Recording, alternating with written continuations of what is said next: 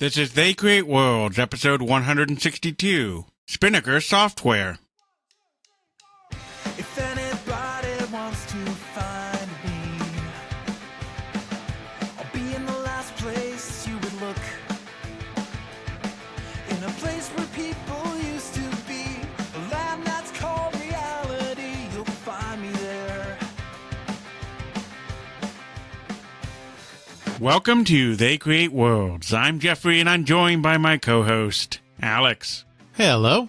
We made fun of them in the last episode, but we decided to give them a redemption arc. Spinnaker Software returns to us once more, with not just Jingle Disc, with not just 8-in-1, but an entire library of software for your edutainment and productivity needs. Absolutely, though in all fairness, Jingle Disc was high-tech expressions, not the fine people at Spinnaker Software. However, we did kind of poke a little fun at some of their product as well. That's because we were doing that episode kind of in the context of games, and while Spinnaker did dabble in games, which we will get into, they were really more in that edutainment market, which, by the way, is a term that the founders of Spinnaker themselves absolutely despised. Really? They get labeled as, you are doing edutainment, education, and entertainment, and they hated it. Yes, David Cease, the co-founder, he really didn't like it because it was a manufactured term. He felt that you could describe what they were doing in education and entertaining without resorting to something cheap like that. Who's to say whether he's right or wrong, but that is his personal opinion on the matter. However, for our purposes, they were definitely an edutainment company. And actually, their story is interesting in the sense that it is another one of these companies that is a good bellwether for kind of how the computer game industry and the computer software industry as a whole was developing in the time period that they were around. That's what we've been doing a lot recently in our company histories, is not just telling the history of the company, but kind of indicating how that history also showed the trends that were present in the industry at the time they were active. And Spinnaker is no different in that regard, as being a very interesting object lesson on the computer industry from the early 80s to the mid-1990s, which was their period of activity. That's also the time frame that we have to keep in mind that you can't really divorce the computer software industry from the computer game industry. Mm-hmm. They are pretty much one and the same. You had manufacturers, software coders, companies, whatever you want to call them, who were making productivity software, games, and all the things associated with them at the same time. You didn't have that split off that we come to associate with video games these days as a video game industry. Absolutely. And, we talked about this a little bit in our couple of 100,000 episodes, but really in this time period, the real split was between people making software for businesses and people making software for the home. You had the giants of business software like Lotus Development Corporation, like Borland International, like Microsoft, who were primarily trying to get into offices and computers being used in offices.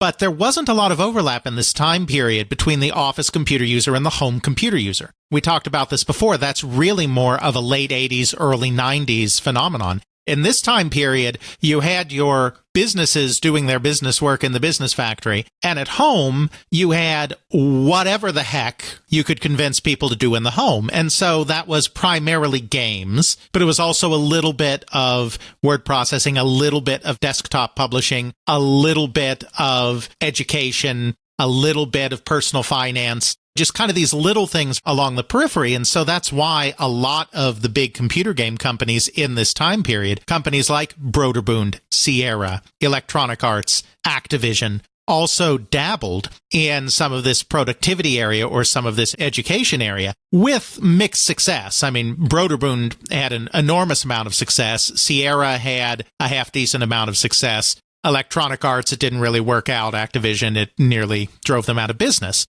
But you have that blending going on in the home because you didn't have that segmentation by product line so much as you had the segmentation by where the computer was being used. Now, of course, computers are ubiquitous, so you don't have that same kind of differentiation today. Today, it really is specializing in particular product areas. Spinnaker was founded to be an education company, using computers for education. But just like our computer game companies, it was never going to be just that, because in this time period, nobody was just one thing. And as the company grew, it did branch out a little bit into pure games, even that didn't necessarily have an educational component to them. Were they ever a giant on that part of the industry? No. But it does mean that they are still worthy of an examination in the context of what you and I do on this podcast, looking at the video game industry, or the video game industries, as you might more properly call them in this time period. That leaves us with, who is Spinnaker Software? Where do they come from? How did they rise? How did they fall? And who do we blame? Absolutely. So Spinnaker Software comes straight out of Cambridge, Massachusetts, in the Boston area, home of Harvard and MIT.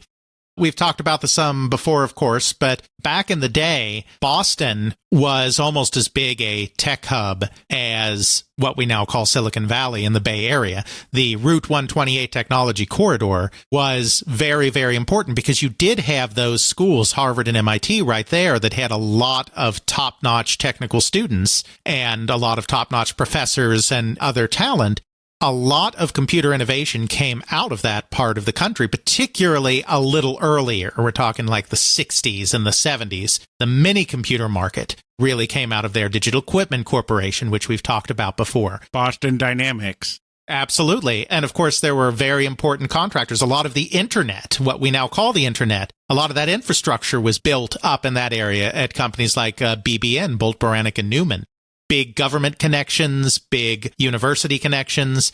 Silicon Valley won out in the end for a variety of structural reasons that are really beyond the scope of our episode today, because we're not really talking about that. But it's just important to note that there was a time when Boston was a real contender, both in the technology industry and even in the venture capital business as well. It starts with two gentlemen that are employed together at a company called the Boston Consulting Group. These are the co-founders of Spinnaker Software, Bill Bowman and David Cease.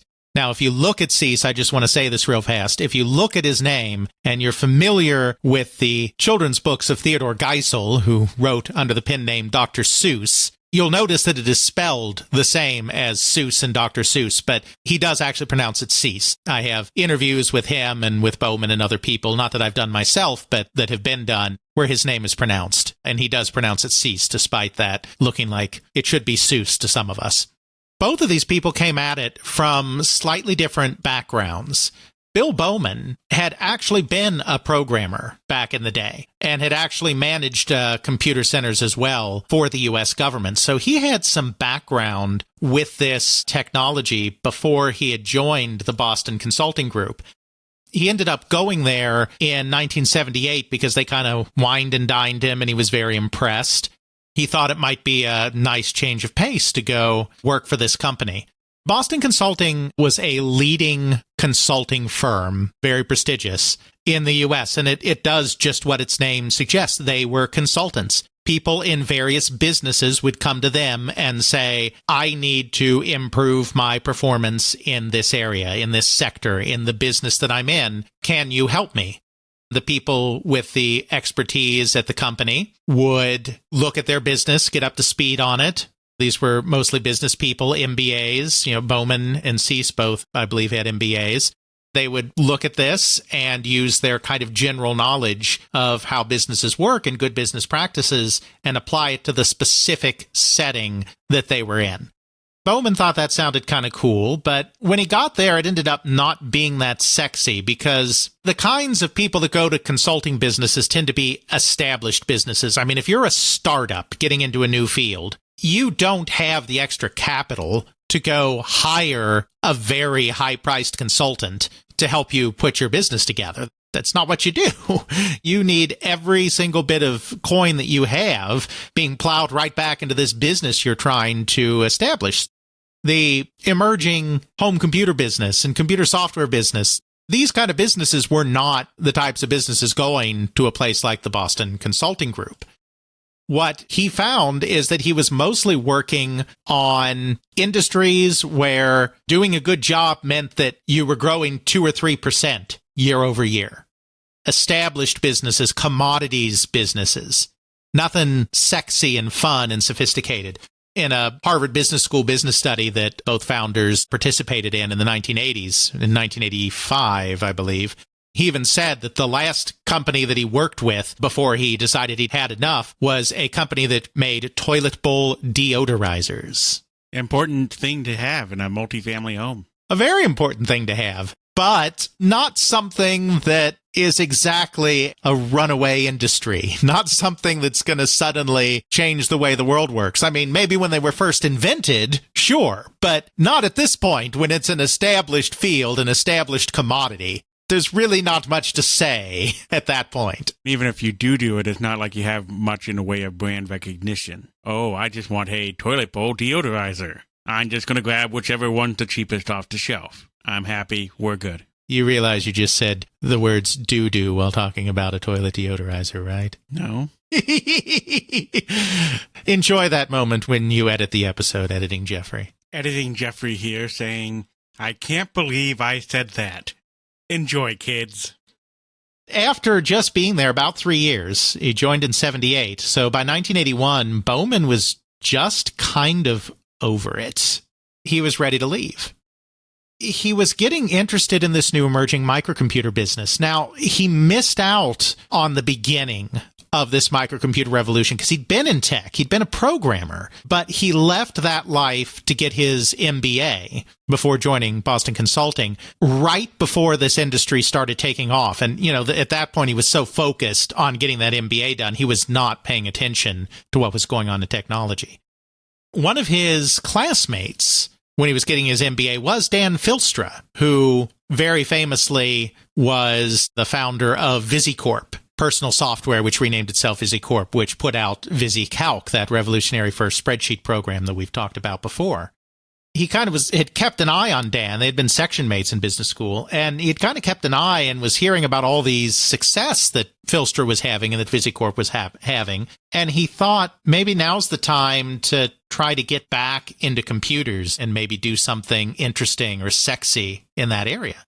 He actually ended up joining Bolt, Baranek, and Newman, who I talked about before, the very major government contractor that was instrumental in creating a lot of the technology behind the ARPANET, which, of course, then essentially, to cut through some complexity in what really happened, but essentially transformed into the Internet. While he was there, he was hoping that he might get them involved in some business entrepreneurial stuff. BBN was actually interested in maybe starting to sell stuff for the public kind of on the side. I mean, their government gig, their contracting gig was still going to be their main thing. They weren't pivoting the business. But they were looking at maybe starting a subsidiary and selling some stuff in the public sector as well. And they were particularly interested in marketing a mini computer that they had designed for their own use. They actually brought Bowman on to help them with that. Bowman was kind of hoping that maybe that could even be a springboard into doing some other interesting stuff through BBN, maybe even educational software. This isn't the birth of Spinnaker here. This is just stuff kicking around pre-Spinnaker. He's getting into the mini computer thing, and he's thinking about education, and he's wanting to push BBN maybe in a more entrepreneurial direction, at least at the subsidiary, not the company as a whole. Though it's difficult because it's just not in the DNA of the company. I mean, they're kind of interested in trying to do some of that, but it's a hard pivot for a company like that that's never really been involved in that kind of thing. While this is all going on, the time frame here we're talking is roughly April of 1981. Bowman receives a visit from one of his old Boston Consulting Group fellows, David Cease, the other co-founder of Spinnaker Software. They had been classmates, so they'd known each other a while. They were classmates at Harvard Business School. They got their MBAs together. And just like Bowman, Cease went off to the Boston Consulting Group after he got that MBA. He was happy there. Unlike Bowman, who just couldn't take it anymore, Cease was really happy there. He had no desire to be any kind of entrepreneur. He thought it was interesting, kind of floating between all of these different businesses and learning about these different businesses and helping them. You know, he kind of had a different bent to him than Bowman did, who was starting to get driven crazy by this. But he did eventually get the leadership bug. After about 3 years, about the same amount of time it took Bowman to get tired, after about 3 years, Cease kind of wanted to run something, not just advise on something. that was really going to be kind of a hard thing to accomplish. In Cease's own words, the only path to kind of that kind of life would be to get one of the clients that he worked with at Boston Consulting kind of impressed with him and get them to hire him on. But they wouldn't hire him on directly as a manager. You'd have to essentially spend a couple of years apprenticing as something else first before becoming a manager. He didn't want to do that. He was ready to run something, and he didn't want to waste any more time. Because of that, he decided that, well, if he's going to be a manager, he's going to have his own company. He decided that he was going to go out and be an entrepreneur. He was also drawn to the mini-computer industry because, remember, this is a time when microcomputers are still barely more than hobbyist machines, early 1981. When both of them are thinking about getting into tech and getting into computers, mini-computers make a whole lot more sense. Cease knew that Bowman was at BBN and doing this mini-computer stuff, and so he came to see Bowman kind of for his advice on how to break into the mini-computer industry with some kind of startup. They kind of realized that their goals really aligned here. They also kind of thought that getting into mini-computer software would actually probably be pretty easy. So by the end of this meeting together, it was a lunch meeting, they decided that they would create a company together. At this point, in April 1981, the company they're looking at is some kind of mini-computer software business. But they didn't know exactly what. They came up with a couple of different ideas. They didn't know what they wanted to do. They were kind of feeling out people they knew to see if they had any ideas, kind of see what was hot. Bill actually had a friend in venture capital in San Francisco. They weren't looking for financing. They were just looking for ideas. And of course, venture people are around ideas all the time. But when his friend learned that they were looking at starting a company, he said, oh, well, if you're starting a company, you've got to meet this guy I know at TA Associates back in Boston. TA Associates was a venture capital firm located in the Boston area. Bowman wasn't interested, but his friend was kind of passing the name off on him, and so he took the name. Didn't really plan to do anything with it. And in Bill's words, a few months later, he was cleaning out his briefcase, and he saw that little note in it with the VC's name on it. He was about ready to throw it out. He wasn't planning to call it because they didn't need funding at this point. Maybe someday, but not now. But he got to thinking, if my friend asks, hey, did you ever talk to my guy? He wouldn't have a good answer for him. So he kind of grudgingly called and made an appointment. The appointment was set for December 1st, 1981. He goes to the TA Associates offices, and the secretary there tells him when he arrives that the guy's not available. There was a last-minute deal closing problem, and he wouldn't be able to make their lunch meeting. But there was another person named Jackie Morby who would sit down with him for lunch instead. Now, Bowman had no idea who Jackie Morby was, but Jackie Morby, Jackie in this case short for Jacqueline, was one of the few women, first of all, in venture capital, and also one of the few people, man or woman, that was really becoming engaged in what was going on in the microcomputer industry. She saw microcomputers as the future. She had helped TA Associates invest in digital research, which were the creators of CP/M, which was kind of the universal golden operating system standard before Microsoft palled around with IBM and created MS-DOS. CP/M was like the standard across just about any machine running Intel processors and some other processors before Microsoft got involved in that. So they were highly successful for a couple of years, though they started to fade pretty quickly once Microsoft got their hold on the market. Also, she had invested in online systems, Sierra Online, and she was really, really gung-ho on this stuff. So they ended up having the meeting together instead, and she was very intrigued in the backgrounds of Bill and David. She was one of these venture capitalists. She wasn't unique in this, but she was one of these venture capitalists that didn't care so much about the business plan as she did about the people.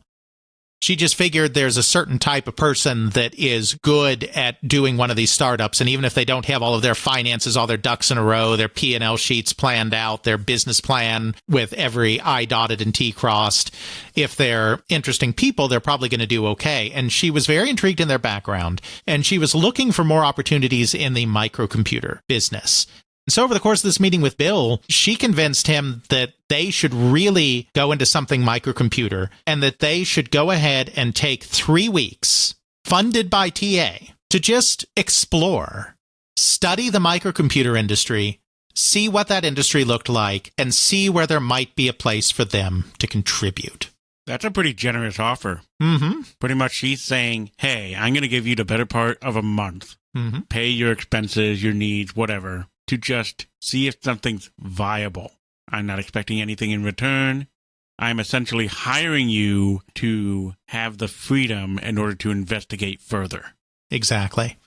This was kind of the perfect time for this, because this is a time when the industry was just starting to change. And we've talked about this before in regards especially to Electronic Arts and Activision within the context of computer games.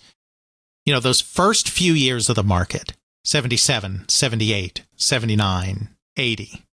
The companies that were in the business tended to be companies where there was a guy that was really interested in the technology, started fiddling with the technology themselves. They're a hobbyist, an enthusiast. Maybe their day job is also in computers. I mean, they may be highly technical people, but nobody's day job is microcomputers yet.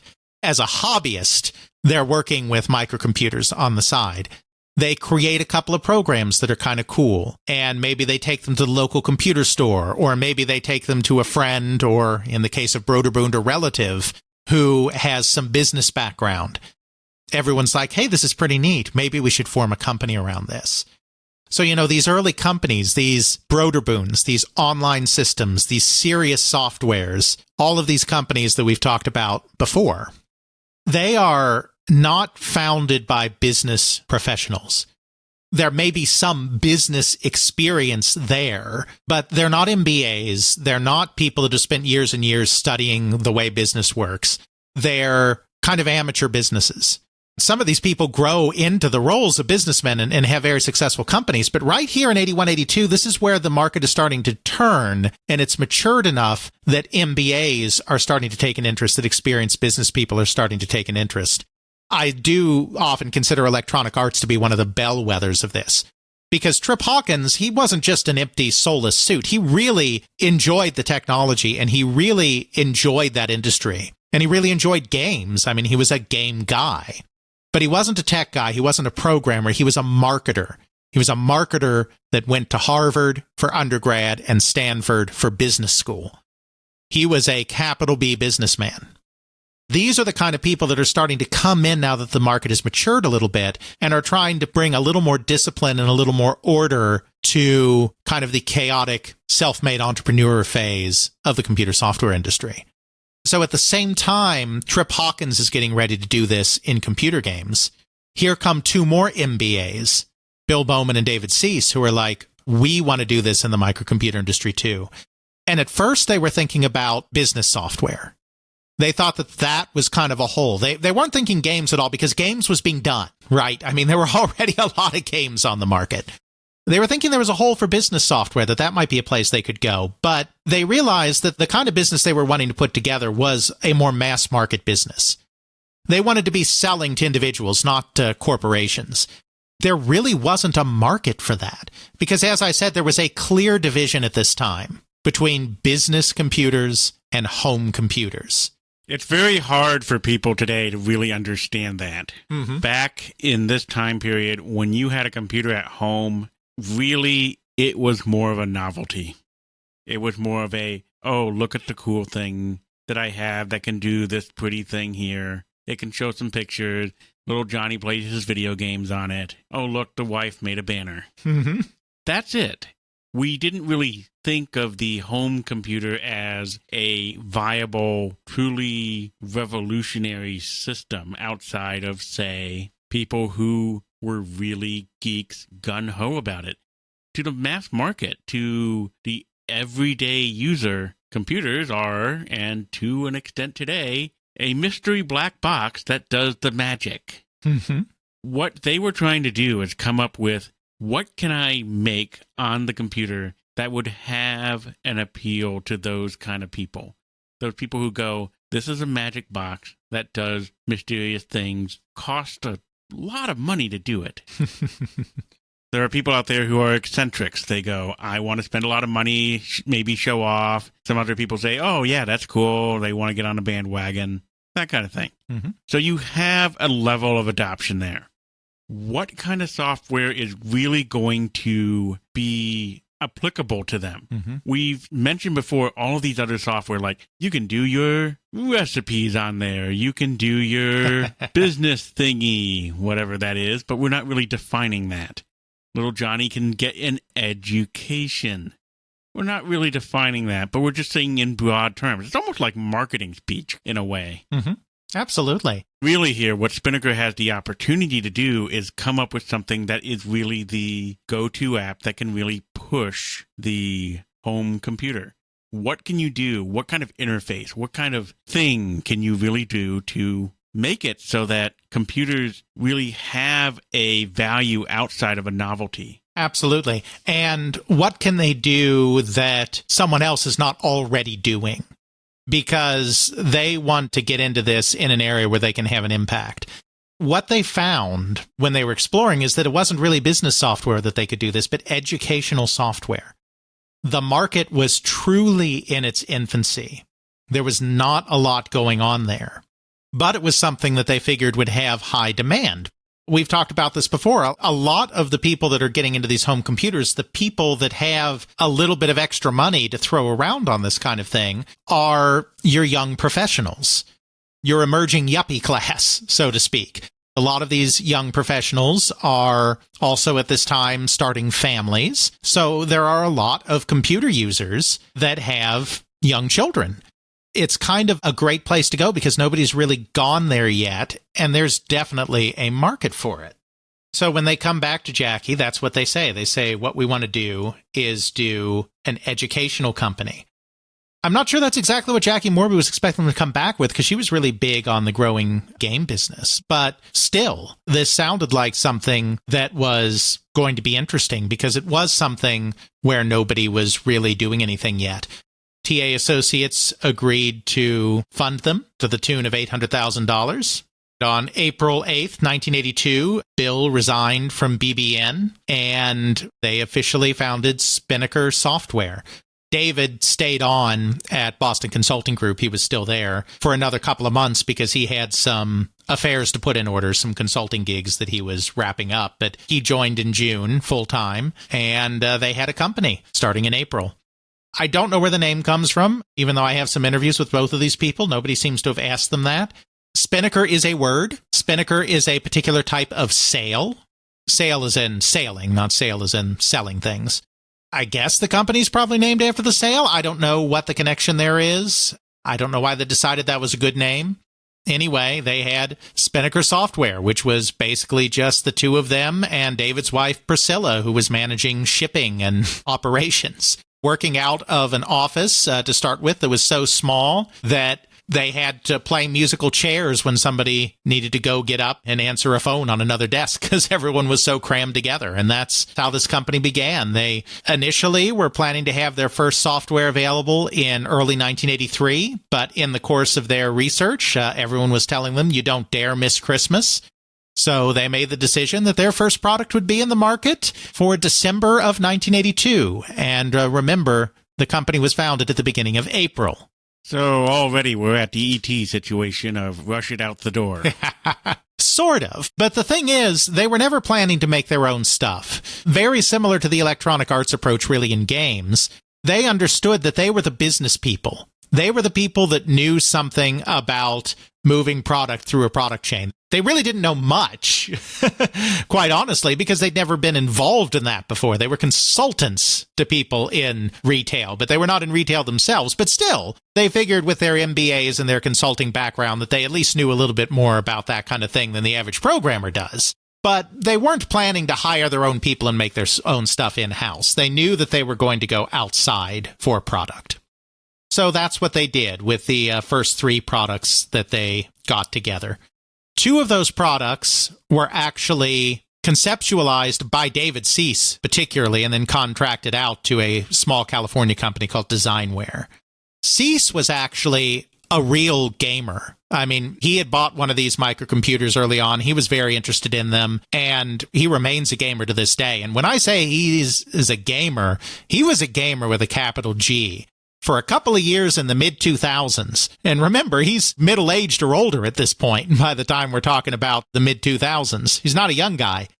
He was the main tank and head of personnel for a WoW raiding guild with 200 members. That is some dedication. Now, obviously, he was retired at that point. He could put that time in. It's not like he was doing that level of gaming when he had a day job. But this is a guy that loved games for game's sakes. You know, he had some interesting ideas of what to do. And one thing that they were very clear on from the beginning is they wanted to harness the computer. They didn't want to just do what you do in the print world with workbooks and flashcards and arithmetic problems and all of this kind of drill stuff. They didn't want to do drill software. They wanted to harness the unique capabilities of the computer to educate while entertaining a little bit at the same time. Now, we're not talking about games here. We're still not quite talking about games yet, though that would come in very quickly. But their own personal ideas were about providing some fun activities where, oh, by the way, guess what? You're learning something at the same time. Cease came up with the ideas for two of their first products, though he didn't have anything to do with implementing them. That was Designware. We talked about these products in our 100,000. I mean, they had a lot of very successful software. One of these was FaceMaker, which we talked about just recently in that episode.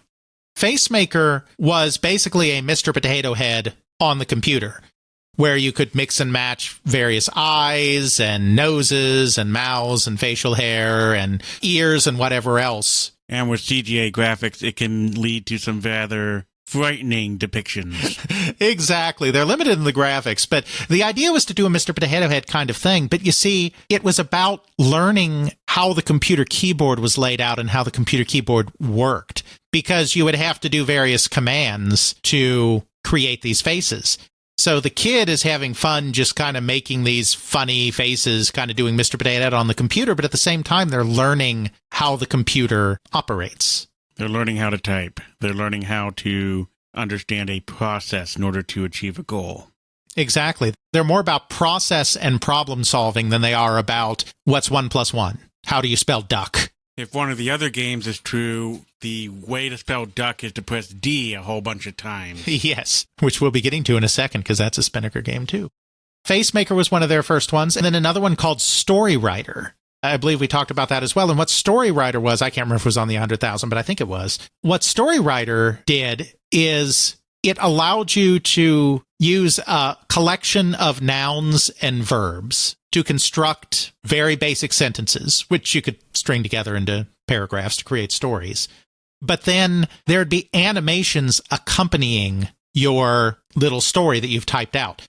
If you type in "the girl jumps over the flower," then once you're done typing your story and you run your story, then there'll be a girl and she'll walk over to a flower and then she'll jump over the flower and walk on and do whatever the next thing in line is. So again, it's entertaining the child. And this is for small children, remember. I mean, we're not talking about entertaining necessarily even 9-year-olds. Younger kids are very entertained by this kind of thing. I remember, these are not Spinnaker products, but I loved the Sticky Bear educational games when I was like 3 years old, because yeah, there wasn't much to them, but just seeing stuff animate on a screen and seeing stuff light up and turn on and off and whatever else, that's entertaining for a kid that age. I have nephews. I see them with an iPad and very, very simple games. They will be lost and happy in it for hours. Right, because it's sensation as much as anything. When all sensations are kind of still relatively new to you, all sensations are fascinating. So very simple interactions and very simple sensations are fascinating to a young kid. The allure is that you get to see this animation playing out on your computer screen. But the education is that in order to get that animation, you have to type simple sentences with proper nouns and verbs. Not just simple sentences. You're learning a little bit of programming as well, because you're trying to go, I want A, B, C, D to happen.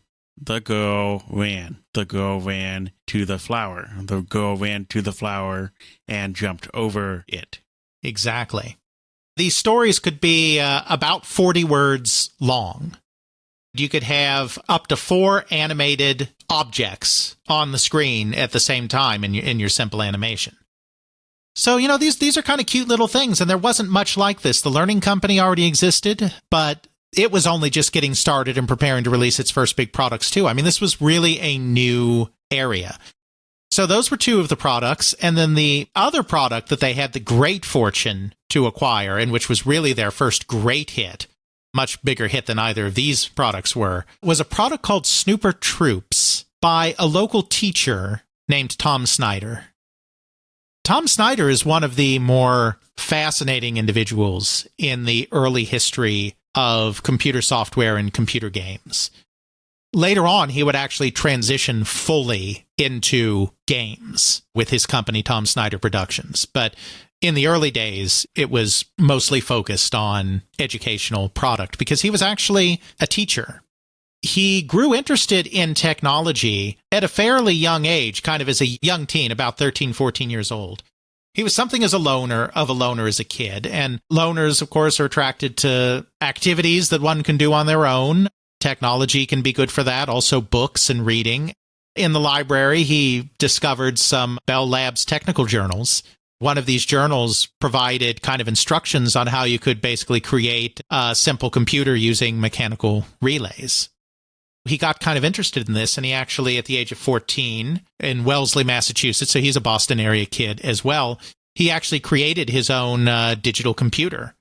His mom kind of encouraged him to send some of the stuff he did to IBM. Just write the president of IBM and be like, here's something I did. So he did that. That takes a lot of guts to do, especially for IBM. Yeah, exactly. So he did that, and after he did it, a few days later, he discovered that some trucks had delivered about $1,000 worth of hardware components to their house from IBM with a note basically saying, hey, cool kid. If you ever invent anything else, keep us in mind. They were kind of nurturing this kid that took the initiative to do that. Shortly after that, he kind of cooled on this, though. Once he was fully into puberty, he got into girls. He got really big into rock music. He was in a band for a couple of years. They even recorded a little bit in the late 1960s. I mean, they never had any success or anything, but they even did cut a record or two. He got really into music, and then by the time he was going to college at Swarthmore, he actually majored in French, far away from his technology roots as a young teen. Then he got his master's in education at Lesley College, which was a small school also in Cambridge, home of Harvard and MIT. Then he got a job at a Cambridge alternative school called Shady Hill as a science and music teacher. Now, at this point, his technology background kind of comes back in because he's interested in a way of engaging kids and engaging kids to interact with other kids. Ironically, he's not really interested in computer software at all because he's not really interested in having a kid stare at a computer screen and interact solo with a computer screen. He's really interested in ways of getting kids more actively engaged in the classroom and getting kids more actively engaged with each other. He actually creates this little robot thing, this little contraption, which he called Personk, which was kind of a simplified computer model made out of wood, wire, and string. Just this kind of fun little teaching tool. It ended up being so popular with the kids at the school that he even ended up with an offer from Parker Brothers, which is also based in Massachusetts. They're nearby, as we talked about in our Parker Brothers episodes, to turn this little robot into a toy, into an actual product. This is in 1978, to give it a time frame. He showed up at the wrong time. He thought the meeting was on a particular Tuesday in January, and it turns out that the meeting was actually on the previous Monday. He missed the meeting, and because he missed the meeting, they were no longer going to entertain his idea. It was over. He kind of got to thinking to himself, and the way he rationalized it or contextualized it in his mind is he was like, I think I did that on purpose. I think I was not really ready to do this. I didn't really want to be entrepreneurial or in the toy business. That's not really where my energy is. And he started thinking, where is my energy really? And he decided, well, it's expanding what I'm doing in the classroom. He decided that the next logical step up from his Personk, his little simple electronic contraption, was to actually get a computer and work maybe with computer software. So he goes out, he buys himself a TRS-80 within a week of that missed meeting. and he starts transforming his per-sonc thing that he had created in hardware into a software program. From there, he starts creating a series of educational simulation programs for Shady Hill on a wide range of topics: archaeology, energy, geography, geology, all focused on having kids work together to solve problems. Because like I said, he's very, very anti-stare at a computer screen. Mm-hmm. He wants kids engaged with each other. So he's got these simple programs that are based on kids coming together to solve problems. These do so well and are so popular that he decides to go to McGraw-Hill, the textbook company. McGraw-Hill agrees to market them as educational products. These are not home products. These are things that they're going to be marketing to schools.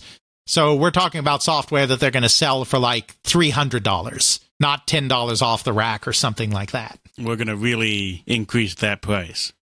Because it's for the education market. It's not really for personal use. And so they create what they call the search series around these, McGraw-Hill does, and they sell them to schools. Kind of the hallmark of these games, to make them collaborative, is that there would always be more information on the screen going by so quickly than just one person could process. There'd be several different things going on at once, and none of them would stay on the screen long enough for a single person. So by the time a single person has processed what's going on in this part of the screen, what was going on in the other part of the screen is gone or is changed in a way that is already too late. So the idea is you have to have multiple kids working on this program at the same time and collaborating and taking notes and sharing information in order to do what needs to be done. At this point, he decides to get himself an IBM PC, which had just come out, just been released. At the request of another teacher at the school, he starts to create a more elaborate program. This is Snooper Troops. These are mystery games where you have to take notes, use deductive reasoning, and solve crimes. Figure out what's going on in town, interview witnesses, gather clues, reason, figure things out, take notes, share information, and solve cases. Sounds very similar to Carmen Sandiego in a way. In a way, absolutely. They're meant to be still educational. They're teaching skills like note-taking and deductive reasoning, but they're definitely leaning more into the entertainment side of things. It just so happens that Jackie Morby, our erstwhile venture capitalist from earlier, her son is actually a student at Shady Hill, and Tom Snyder was actually her son's teacher. Her son had some difficulty with writing. I think he might have been dyslexic. Bill Bowman talks a little bit about this in one of his interviews, and he kind of hinted that the kid was dyslexic, but I'm not entirely sure. But he had some kind of learning situation where he wasn't a very good writer. When he got in front of a computer and a keyboard, because that actually uses a different part of the brain than handwriting does. Case in point, I can type better than I can speak sometimes. Sure, exactly. When Snyder put the kid in front of a computer, it turned out that he was actually a very good writer because he was using a different part of his brain to do this than when he was just handwriting. And so Morby was very impressed with Snyder. Of course, Spinnaker's going into education, so Morby helps get Snyder connected with the Spinnaker guys, and Snooper Troops is their other big launch title in 1982. It's a massive hit. It just strikes a chord in that market. All the games are successful, but Snooper Troops is really the one that's most successful. Again, one of the things that they did in launching this software is they leaned into sophistication.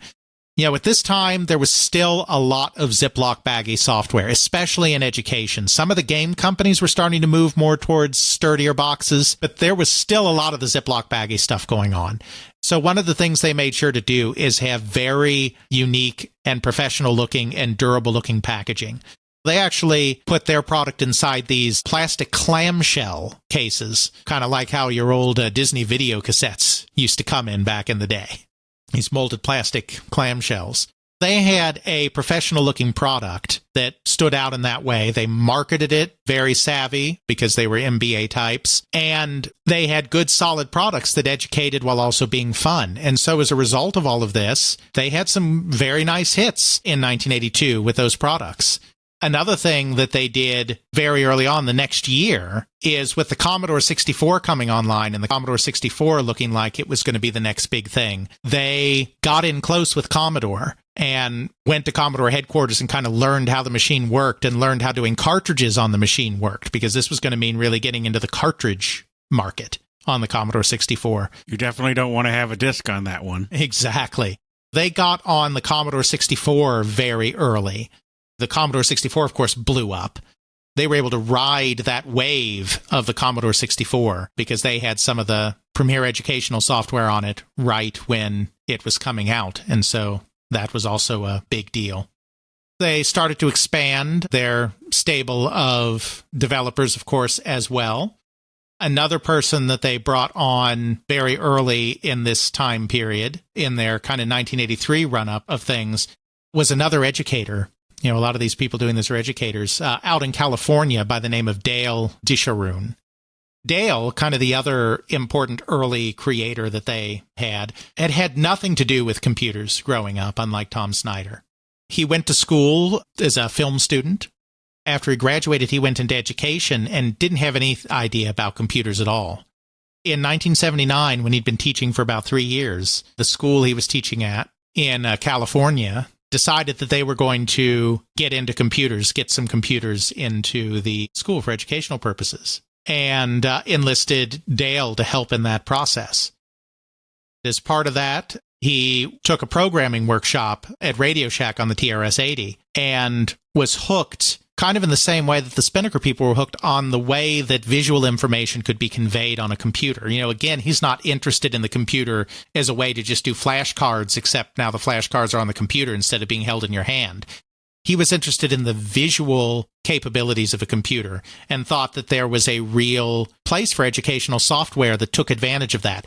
This is something that, you know, just broadly about Spinnaker is actually very interesting. You can be a little cynical about Spinnaker, as we were, admittedly, in our 100,000 episode. It's education, which is often, you know, the graveyard of bad design. It's MBAs. It's not people that necessarily are doing it for the love of the art, but because they think it's an area that they can make some money in. Now, that's not true of developers like Disharoon and Snyder, but I'm just talking about, you know, Spinnaker itself as a company. But Bowman and Seuss weren't just MBAs. They both had a connection with computers, and they both loved computers to one degree or another. And they really did want to educate on the computer in a way that was unique to the medium. I think that's really why they were successful, more than the fact that they did interesting packaging, more than the fact that they advertised heavily, more than the fact that they really pushed into mass market retailers like Target and Kmart. I mean, they did all of those business things. They're MBAs. They're good at doing the business stuff. But they also did want to take unique advantage of the capabilities of the computer in education. And so they made products that, even if they were a little simple because they were designed for children on computers that were still very primitive, were doing things that you just didn't see every day and weren't just taking something that was already done in the classroom and converting it into a computer. That's something that's very common with a lot of software and any kind of technology. People don't really understand how to use it, so they take what we understand and just translate that verbatim into the new technological medium. Mm-hmm. Just about every program of this era followed that motif. Flashcards that are digital, we have a Rolodex. Mm-hmm. We're just using that same kind of thing. We're not really thinking, you know, now that I have a computer, maybe I need to reassess, how do I interface with this information? Mm-hmm. Yeah, I can put a lot of this information in here. There's educational stuff, these recipes, these contacts. But how I pull that information out is as crucial, if not more crucial, than having it on a computer. Right. And especially for kids, because sometimes with adults, you have to couch what you're doing in a new area in familiar trappings. Because adults don't always learn so good anymore. You know? How does the computer go again? Which button is it? Why does the printer make the flashy lights? Right. So sometimes with adults you have to do that, but kids are sponges. In every generation it's true, but you know, today the trope is that if grandma has no idea how to make the iPad go, just give it to the 2-year-old. And even if the 2-year-old has never seen an iPad before, the 2-year-old's going to have the iPad figured out in like 10 minutes. It's got a fairly simple interface, and kids are just able to experiment and learn and absorb. So it really makes sense, especially for educational software, to go with the new, to go with the unique, because kids are going to absorb it, and that's just going to put kids in a better position being native with this stuff, tech native, than if you do the kind of more handholdy, couch and familiar ideas and trappings that you might do with an adult. I think it's important to highlight that aspect of Spinnaker and to highlight that aspect of Tom Snyder and to highlight that aspect of Dale Disharoon, who we're talking about now. Disharoon decided, just like Snyder, to make a few simple educational programs. And just like Snyder, he decided to put them out there in the world. And in his case, he went with the Atari Program Exchange, which I think we've talked about in passing before, APX, which was basically Atari's independent development apparatus for their computers. People could send in programs, and the winning programs had the potential to win a prize. They'd be judged, and the winners could win a prize, and then all of these programs would be published in the quarterly Atari Program Exchange, which was a software catalog. It was essentially indie game development for the Atari 8-bit computers, a very novel idea at the time. He submitted a couple of programs to APX or Apex, and he won a couple of prizes out of that. So he was like, well, geez, if I can win some prizes in this kind of amateur indie kind of development, I must have something going here. I should make some stuff for companies. So he ends up connecting with the Learning Company. The Learning Company actually sees his programs in the APX and publishes them, for real, not just this kind of indie publishing thing. Then he starts making deals with other companies, including Spinnaker. For Spinnaker, one of the early products he makes is the one that you alluded to a few minutes ago that I said we'd be getting back to, which was Alphabet Zoo. We made a little fun of Alphabet Zoo before, but that's mostly because I was deliberately going into these programs I didn't know very well and just looking at a video of them without any context whatsoever, just trying to see what was going on, and that was meant to be a little bit silly. It's actually interesting. It's a spelling program, but it's not a spelling program where it's just like spell duck, D-U-C-K. Instead, it's a Pac-Man-like game with a maze, and there'll be an image in the middle of the screen, like, say, a duck. And then there'll be letters scattered throughout the maze, similar to the pills in Pac-Man, the pellets in Pac-Man. There are two ways it can go, and kind of the one we were making fun of last time was actually kind of the easy mode. It has two modes, an easy mode where you just have to collect the first letter over and over again. So if there's a duck, you just have to collect every D in the maze without collecting other things. Then there's the higher level of difficulty where you actually have to spell out what's in the middle of the screen. So you would have to collect D-U-C-K in the proper order and actually spell out the word. So that makes a little more sense now. What we were looking at before, he was just collecting the same letter over and over again, and it's kind of like, what's the point of that? Well, that's the beginner mode. That's what the point of that was. So here we are. You're having to associate an image with a word, first of all, and then you have to know how to spell that word. So that's actually in young children, because remember, this is for young children. That is actually promoting a lot of thought processes all at once, and doing so in a way that takes advantage of the distinct characteristics of the computer. That's actually a very interesting way to go about it, in all seriousness. Not to mention it helps you get used to how computer graphics are and what these kind of symbols can convey. Mm-hmm. We're not talking about high-end graphics here. You look at that duck, it's a somewhat passable duck. You look at that desk, I'm not even sure that was a desk. Absolutely. So they do Alphabet Zoo. That's released in 1983, and that's another very successful product. He also created something for them called the Adventure Creator, which allowed you to create very, very primitive little adventure games, map out rooms and obstacles and all of that. I mean, again, it's very primitive stuff, much more primitive than, say, Electronic Arts' Adventure Construction Set. But again, that was much more on the game side, though it still had an educational component because you're having to build the stuff yourself. So you're having to learn how to fit stuff together in a logical way. They've got some good products. They've got a slate of developers. Things are going very well for them. Their profits rise very, very quickly. Venture capital people are happy. Oh, yeah, absolutely. Because in their first fiscal year, ending January 31st, 1983. So remember, the company started in April. So this is actually less than a full year. It's their first holiday season. They sell about $750,000 worth of software. Their fiscal year ending January 31st, 1984, their second year of business, that jumped to $11.3 million in sales. That's really good. The main reason for that is getting on that Commodore 64.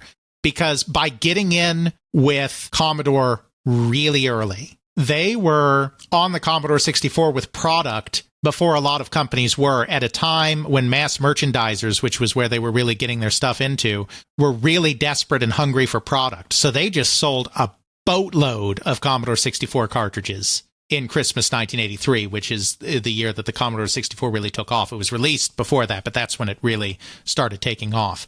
So by being on the Commodore 64 early, they were able to just explode. They set their sights even higher. They started really targeting the mass market, because at this point they figured the Commodore 64 was really starting to hit the mass market.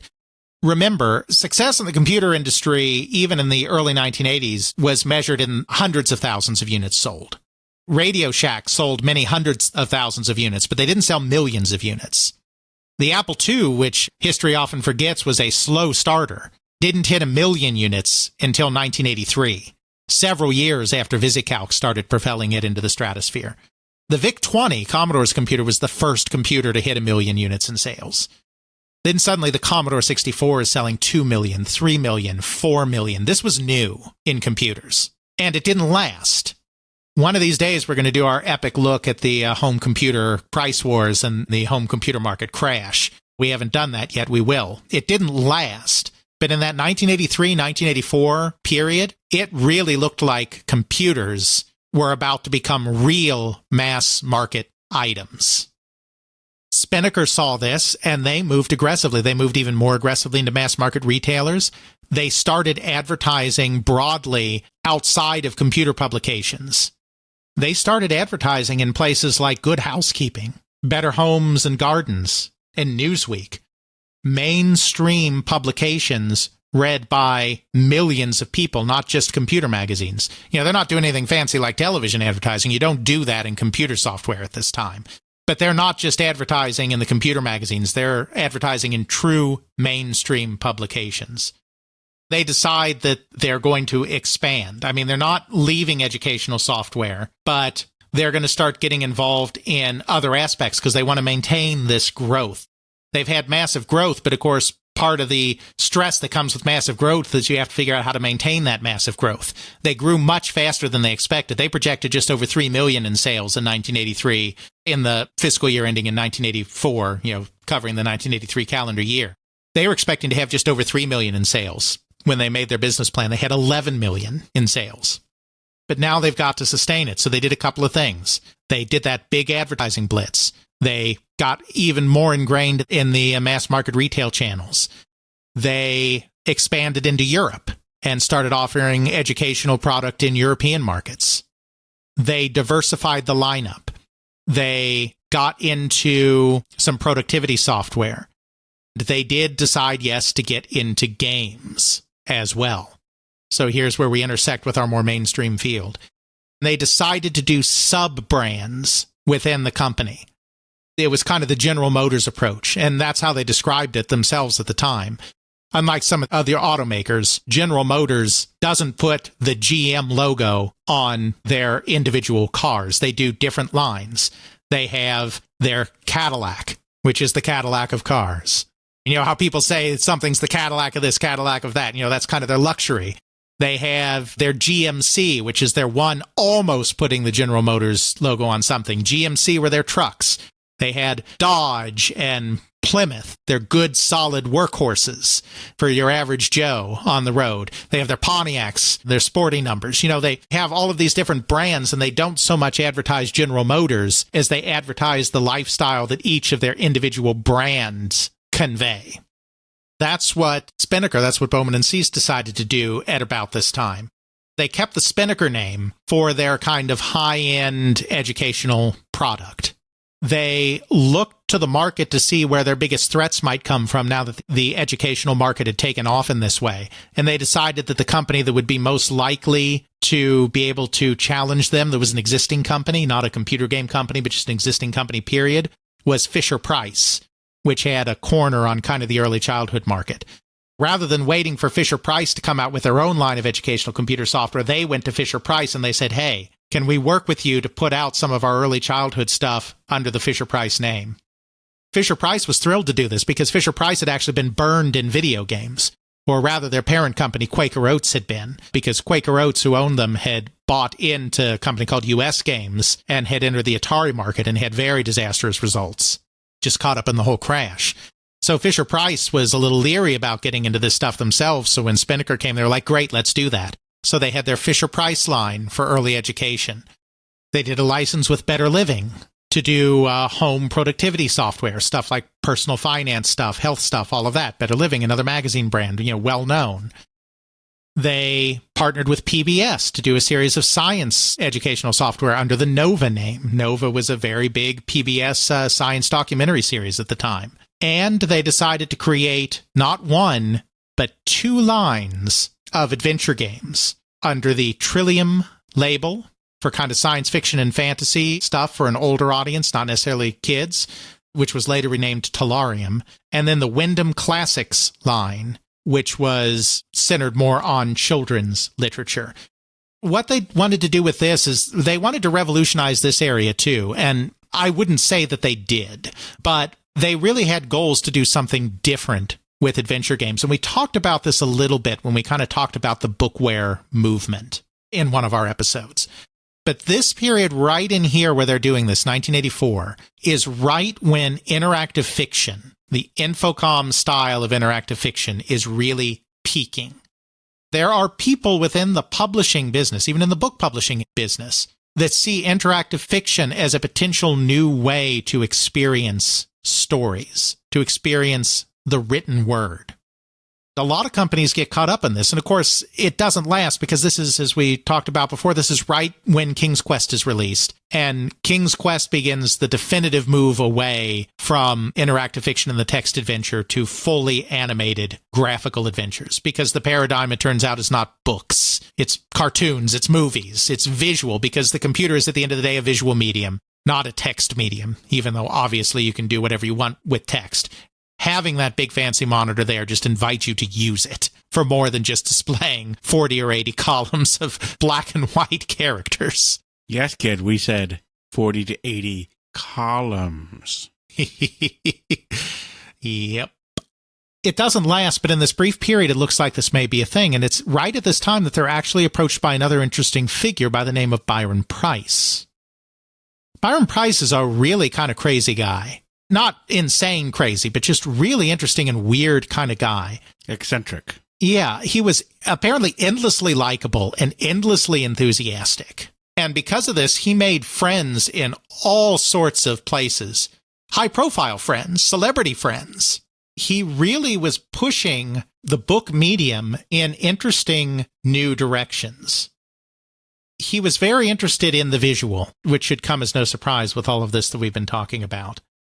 He was very interested in things like comic books and this kind of thing. One of the first things he did was when he was 17 years old, so this was about 1970, he wrote an anti-drug comic book called The Block that was aimed at grade school children in the inner city that didn't necessarily have a very expansive vocabulary. He traveled the country promoting it and even won an endorsement from the Children's Television Workshop, the creators of Sesame Street, just because of his enthusiasm for this whole thing. He kind of had a reality distortion field, almost like Steve Jobs. He wasn't into the same kind of thing Steve Jobs was, but he kind of had a way of sounding like a visionary and convincing people of his vision. In 1974, he founded his own company, Byron Preiss Visual Publications, while he was studying film at Stanford University. He published a line of paperbacks that were essentially trying to revive pulp adventure serials of the 1930s. The same thing that George Lucas would do and Steven Spielberg would do with Raiders of the Lost Ark just a few years later and have success with. Preiss didn't have that kind of success, but he was trying to do that same thing even before Lucas and Spielberg were. He published a series of graphic novels, some of the very first graphic novels ever created before that term was really even established. They weren't superhero comic books. He was doing it with other more kind of true-to-life topics. Adult comic books, not adult in the sense of X-rated, but aimed at adults and on topics that weren't superheroes. You know, another thing that presaged the way another area would go, he created an illustrated fantasy novel called Dragon World. He collaborated with Harlan Ellison on a book of 3D pictures. Harlan Ellison's a very notable science fiction author. He got in with a lot of science fiction authors in this period. He got to know Harlan Ellison, Arthur C. Clarke, Isaac Asimov, Ray Bradbury, some of the true titans of science fiction. He also got to know members of the Beach Boys. I mean, he just had this ability to talk himself into all of these circles.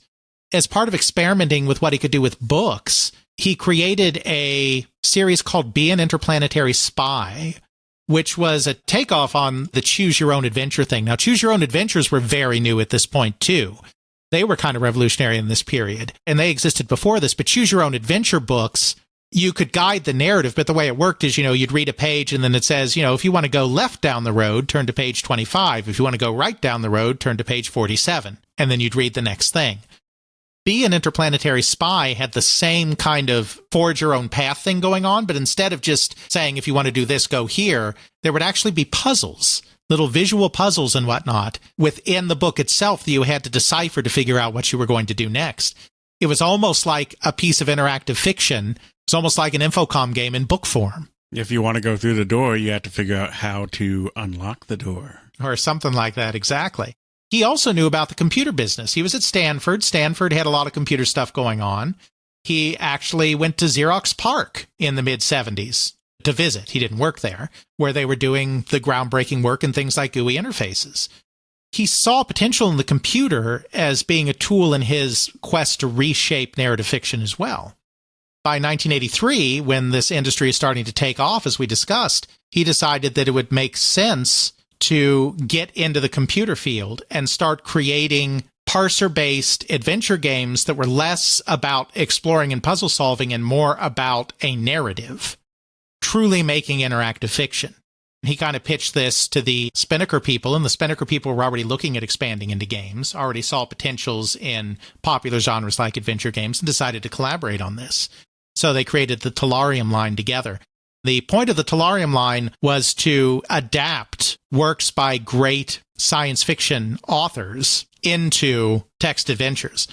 Price actually knew some of these people, so he could get the rights. So the first one they did was Rendezvous at Rama, which is one of Arthur C. Clarke's very famous short stories about a mysterious spaceship that enters the solar system and is picked up by probes, and then an exploration team is sent out to study it. Rendezvous at Rama at this point had actually already inspired one of Infocom's games, Starcross, which had a very similar premise by Dave Lebling.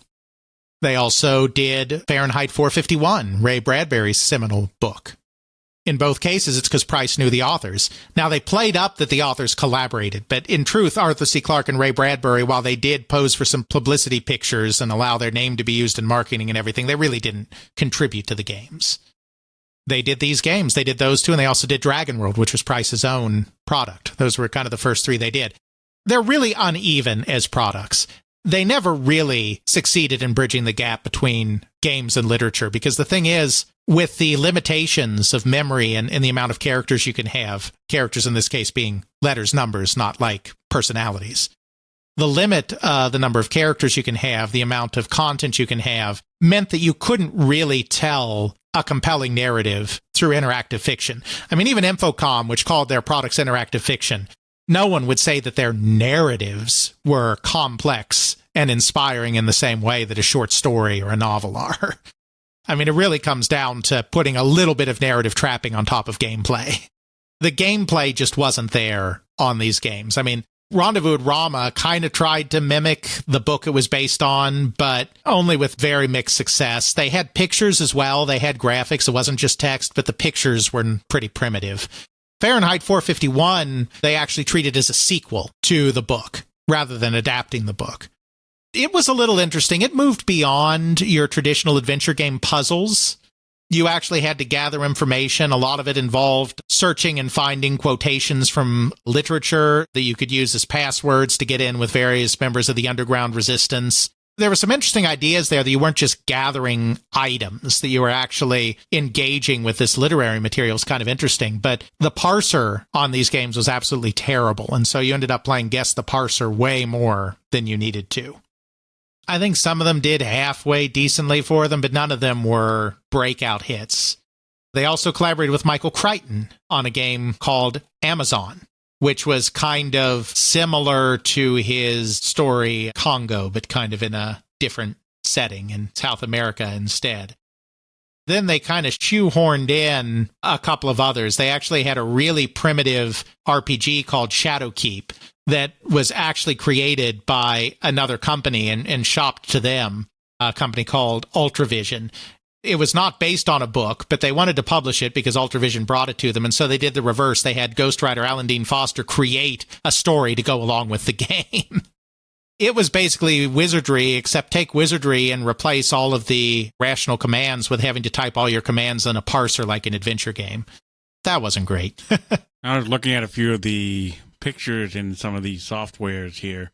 The graphics are really, really bad. They're not really taking advantage of all the colors that you can do, even CGA level. You got 1-2 color backgrounds going on. Mm-hmm. Then you have about half to 3/4 of the screen of text. Yeah, and, the parser was pretty bad. They couldn't, because of the limitations of the medium, really create complex stories. So they're really not that great in entries into the text adventure canon. They did a couple of others. They did a 9 Princes of Amber game based on Roger Zelazny's work, another notable author and notable fantasy series. They did some stuff, but it was a mixed success. It was kind of a noble idea and an interesting effort, but really more of a footnote in history. The children's ones were a little bit different, the Wyndham Classics. Some of those were text adventures as well, but they also did some more interactive ones. Dale Disharoon, who we mentioned before, did a couple of these. A lot of what they did was stuff in the public domain. So they did Alice in Wonderland, Swiss Family Robinson, Wizard of Oz, because all of those books were in the public domain. They didn't have to get rights for them. Maybe the most interesting one they did was actually one where they did have to get the rights, which is a game called, children's series called Below the Root. Disharoon did that. Below the Root was based on a series of novels by an author named Zilpha Keatley Snyder. Dale and Zilpha actually did work together on this. It was actually a bit of a collaboration between them. Disharoon's games, a couple of them were text adventures, kind of like the Talaran ones, but Disharoon's games were actually a little more moving towards the graphical adventure games, getting closer to what, say, Lucasfilm ended up doing with Scum. Now, it wasn't all the way there. This wasn't Scum before Scum. Basically, you ran around the world exploring, and you actually had an animated character that you moved around. They could move, they could jump, they could do all of this. But when you interacted with people or objects, it would actually bring up a menu of commands. So instead of using a parser, you'd have commands like take, speak, drop, examine that you would select from, just like you would in a Scum game. Again, it wasn't nearly the same as a Scum game, but still it was moving away from the parser, which is actually kind of interesting when you think about it. And Below the Root is actually a somewhat beloved adventure game for people of a certain age that were the right age to experience it. I mean, today it's nothing really to write home about. It's certainly not as pretty looking even as a King's Quest. I'm looking at it now. I can understand where you're coming from it from the graphical standpoint. In the context of the era compared to what I just saw as far as Fahrenheit 451 goes, this is way, way better and more playable than anything else I have actually seen. Exactly, and it did some interesting world building and lore building. You kind of had to avoid violence because that was something in the books themselves, plus this is geared at children, and so it's geared towards kind of alternative methods of problem solving. You could die in the game, but it wasn't nearly as unforgiving in that regard as a Sierra adventure game was. Well, I should say you could get hurt, but you couldn't actually die. You would just be penalized for a little bit if you got hurt. So, it was a little more forgiving than something that Sierra was doing. You could actually play as one of several different characters, and reactions of NPCs in the world would actually change based on which character you were. I mean, it had some sophistication for a game of its type. It's still fairly primitive, but it's kind of interesting in those kind of ways. It is certainly something that you can see the evolution of text adventures moving towards something like King's Quest. This came out in 1984, the same year as King's Quest. But, King's Quest still had a parser. The thing that's interesting about Below the Root and a couple of the other games Disharoon did is that they replaced the parser with commands like take and drop and examine, similar to Scum. King's Quest didn't do that. King's Quest was fully animated, but you still did things using a parser. So I guess the proper way of doing it would say they're attacking the path to Scum, as you say, the LucasArts approach, Mhm. and they're doing it from a different angle than King's Quest did in Sierra. Absolutely. So, it's an interesting product. And this is kind of the high watermark of Spinnaker, kind of 84, 85. They've got the big advertising going. They've got the mass market distribution. They've diversified. They do a couple of arcade-like action games as well. They've diversified into 6 or 7 lines. And then they run full tilt into the crash of that home computer market. There was a lot of over-ordering of product. Everyone was getting excited, and then the bottom kind of fell out of the market due to a variety of factors, including that ruinous price war. Spinnaker was fine. They came out of it fine, but they definitely came out of it chastened, and they definitely came out of it having to refocus. So by the late 1980s, they kind of start changing directions. They back off on the games. The Tellurium line falls away pretty quickly. I think 1986 is the last time they release anything in the Tellurium line. They back off, of course, the arcade games. And they even back off of education, because in this period, Davidson and Associates, which we also talked about in our 100,000 episode, is really on the rise. Davidson was involved in more traditional educational software. They were involved in the rote learning, flashcard wielding, drill instruction, old school educational learning. This appealed to parents. According to the people at Spinnaker, in the market research they did, it didn't appeal to kids. But, the kids aren't buying the educational software. The parents are buying the educational software. Parents, being a little less familiar with computers, used to the way things were done when they were in school, they were more comfortable with this traditional drill-based approach than they were with Spinnaker's. We're doing these game-like things. We're doing these computer-animated visual things that also happen to be teaching a lesson at the same time. Not happen to be, because that's the whole point, but I'm just saying it makes it look like the learning is almost accidental or incidental within these wider activities. It's very stealth education. You're not being beaten over the head with, and we are now doing 1 + 7. Solve 1 + 7, or else the monkey will fall into the pit of balls. Right. You do not want the monkey Exactly. to fall into the pit of balls. That would be terrible. So parents were more comfortable with that. So this is a period when Davidson and Associates was really taking over the education market. Spinnaker was being squeezed out. It was still a challenging market, the home computer market, because there'd been a lack of standardization. That's part of what led to the crash as well, is just so many platforms proliferating and nobody quite sure what they should be investing in as users. You don't want to be stuck on Betamax when everyone else is on VHS.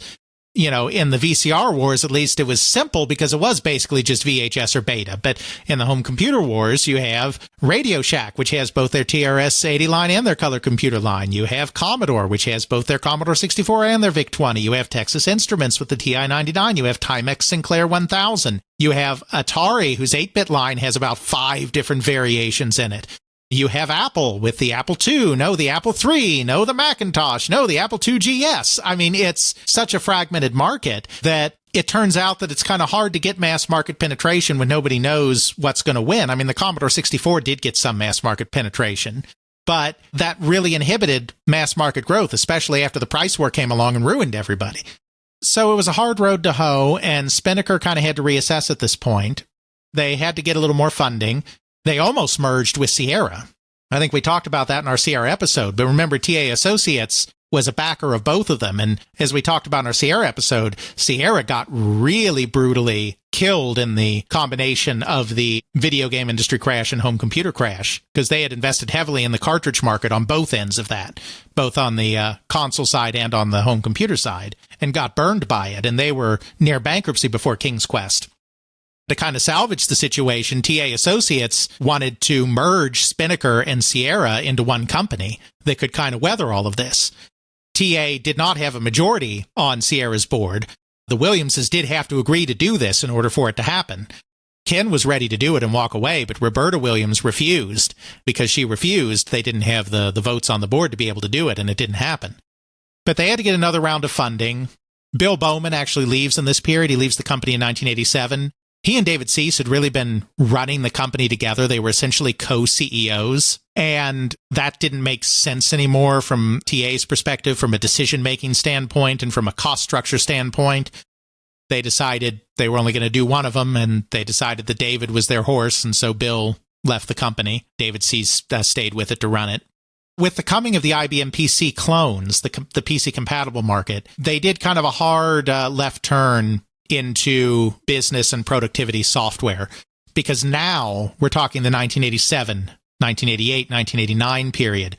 With the proliferation of the clone market, companies like Dell and Compaq and Packard Bell and all of these guys creating competing clones of the IBM PC, the price of PCs really came down. And because that price really came down, people were starting to buy them to have in the home, to be able to take their work home with them. Now you start getting that lack of differentiation between a home market and a business market, and you start getting that segmentation of the market based on what kind of product line you put out instead of what kind of market you're serving. Spinnaker really refocuses on business and productivity for the PC-compatible market and gets mostly out of these other areas. It doesn't completely abandon education. It doesn't even completely abandon games. They end up getting the rights to the Sargon series of chess games, which before Chessmaster was kind of the leading chess series. Haydn had been publishing them before that, but they got the rights to those. They still do a few games. They do a little education, but not a huge amount of education. They do, in the early 90s, try to do CDI and put out a couple of educational entertainment products on Philips CDI. None of those products are memorable at all, but there is an interesting memorable connection there, because when they decided to back the CDI, they actually brought Dale Disharoon in-house to kind of lead the charge on those CDI products. Disharoon parlayed the knowledge that he got working on the CDI products into a job with Philips Interactive Media itself, Philips being the Dutch conglomerate that created the CDI. In that capacity, he created a couple of games that some of our listeners might have heard of, or led the creation of a couple of games our listeners might have heard of, called Link the Faces of Evil and Zelda the Wand of Gamelon. We may have remembered those games. They may have been in certain awful books. They may have been reviled by the general fandom. They may have been disowned. Yes. Now, we won't go into those games here because they are off scope, because they are not Spinnaker games. It's just that the whole reason that Disharoon ended up doing those games is because he did CDI software for Spinnaker. You know, he'd done adventure games before. In some ways, these games were an extension of what he did on Below the Root, which we talked about. Going around, running, jumping, gathering items, all of that stuff. It's just that in the context of the CDI, there were issues. That's kind of where the in-depth look at the Spinnaker story ends for us, because they mostly get out of games at that point. But we will very briefly summarize kind of what happened to the company after that. I'm presuming kaboom. Not exactly. They have a little bit of success in this area. Business software. Home business, home productivity software. One of the interesting things that they do is a program called WindowWorks, which is basically Microsoft Works before Microsoft Works. They got in on working with the Windows platform, starting with Windows 2.0, so before it became super popular. That was Microsoft's Office for non-business people. It basically was a heavily neutered version of Word, Access, and Excel kind of stuck together. That's what Microsoft Works was. Windows Works predated that and was kind of the same thing, and they made a deal with Compaq because they were getting into this PC-compatible market. It was bundled with Compaq computers, so they had a pretty big success with WindowWorks. Then in 1990, they bought Springboard, which we may recall from our 100,000 episode was the creator of some desktop publishing software like the Newsroom that was highly successful. They worked with that. They actually went public in 1991 successfully on the NASDAQ Stock Exchange. They're actually gearing themselves up to actually be truly successful here. They are. They've pivoted into this business and productivity software actually in an intelligent way. I mean, this was well thought out. They had already been doing a little bit of this during their period of diversification in 84, 85. It's just that by 87, they realized this is really the way they've got to go forward. They take advantage of that PC-compatible market to establish themselves fairly well. At this point, this is the period of time when companies are devouring companies. And so at this point, they're the acquirer. But then in the end, they end up getting acquired. It's kind of rocky. David Cease is not really all that thrilled about running a public company. It's not the kind of work that he's really interested in. The market's getting more and more hyper-competitive. They're starting to play in the pool with the big boys now. They end up getting bought out by a Canadian company by the name of SoftKey. SoftKey basically had a monopoly on the Canadian tax software market. They had the program that basically had a 98% market share on tax software in the Canadian market. So they had a lot of money to throw around. They decided they wanted to expand south of the border, expand into the United States. So they started gobbling up companies. So they bought Spinnaker because it had such a great home productivity line. Then they bought the Learning Company, which had lots of educational software. And then they changed their name to the Learning Company. And so this is the company, we talked about this in our Broderbund episode. This is then the company that buys Broderbund and then lays everybody off across all of their acquisitions to make it look like they're making boatloads of money because they have so much profit, but they really don't have that profit. They just eliminated all their overhead, so it's all an illusion. They trick Mattel into buying the whole bundle for Mattel Interactive. We talked about this even in our 100,000 episode. The CEO of Mattel ends up losing her job because it's a disaster, and they sell the whole thing for $1. Now, the Spinnaker people aren't involved in that. Cease leaves once the sale's done. They're not involved in all of that flim-flam stuff later. Spinnaker ceases to exist as an independent company in 1994 when SoftKey buys it as the first step to their expansion that leads to that disastrous Learning Company situation just a few years later. An ignoble end. They left on their own terms. I mean, they were a successful company that decided that it really wasn't worth staying in the fight anymore, and so they sold out and went on and did other things. So I wouldn't call it an ignoble end for Spinnaker. I would just say that, it's a company that grew to a certain size in the market, and at that point, they were kind of a mid-level company, and they either had to be an acquirer to get bigger or be acquired, and they chose to be acquired. Nothing wrong with that. I mean, the product line was still, as far as I know, successful when they sold out. It's just that it, fell apart later. Once they were bought out, the people who were the principal ones who made it decided to go, I'm done. We're leaving. Exactly. So that's that. It's an interesting story. It kind of shows, another side that we've talked about of the industry at that time. They were part of the maturing of the industry out of that cottage industry phase into the professional phase. They were doing for education and productivity software the same thing that Electronic Arts was doing for games. They did flirt with games briefly with their Tellurium and Wyndham Classics line and their couple of other action-y games. But at the end of the day, with the home computer crash, they went for the safe bet of the productivity market and latched onto that IBM PC market, which at that time was not a game market yet. The PC market doesn't really become a game market until the early 90s. They just went into something else as a result of kind of the shock of that home computer crash. That's kind of it in terms of how they fit into our mission of telling the history of this crazy computer game industry. Well, we do get to loop around and learn a little bit about how that offhanded comment about Spinnaker, when there was this massive buying spree and leading to Mattel and everything else, that offhanded comment now has a story. Paul Harvey always used to say, and now you know the rest of the story. Well, we're going to need another story, Alex. We always do, don't we? We do. I think now that we've been tiptoeing around computer games a little bit in this episode, it's time to get fully into computer games again and talk about one of the interesting early pioneers in the business, California Pacific. We've danced around California Pacific some. We talked about them in our early computer market episodes a little bit. But since that time, I've had the great pleasure of interviewing the founder of California Pacific, who hadn't really ever been interviewed before, Alvin Rimmers, and got a lot of the inside scoop on just what was up with California Pacific. Again, they're an interesting company because they grew really big. They were one of the most prominent computer game companies at the beginning of the 1980s. They nurtured such great talents as Bill Budge and Richard Garriott. Then, because the industry kind of changed overnight, they fell apart very quickly. Al Rimmers was kind of candid about that whole process, how that whole thing worked, and it's a company that hasn't gotten nearly the attention that it deserves from any historical source, including us. this seems like as good a time as any to delve into that. We're going to go off to the Pacific, maybe off the Pacific Rim. Who knows? Next time on They Create Worlds.